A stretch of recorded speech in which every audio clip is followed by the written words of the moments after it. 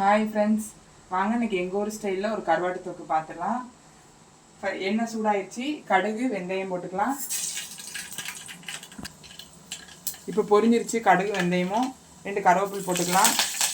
தக்காளி வெங்காயம் பூண்டு கத்தரிக்காய் கட் பண்ணி வச்சுருக்கேன், இதையும் போட்டுக்கலாம். இப்போ இது கொஞ்சம் நல்லா வதங்கட்டும்.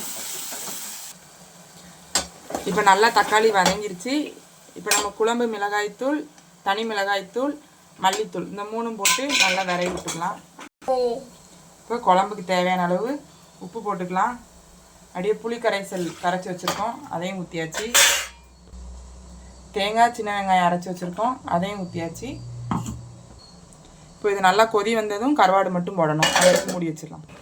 இப்போ நல்லா கொதிச்சிருச்சு. வெந்நீரில் போட்டு க்ளீன் பண்ணி வச்சுருக்கேன். நெத்திலி கருவாடை போட்டாச்சு. கருவாடு மட்டும் வேகவும் எடுத்து அப்படியே சுட சுட சாப்பாட்டில் போட்டு சாப்பிட்டா அவ்வளோ ஒரு டேஸ்ட்டாக இருக்கும்.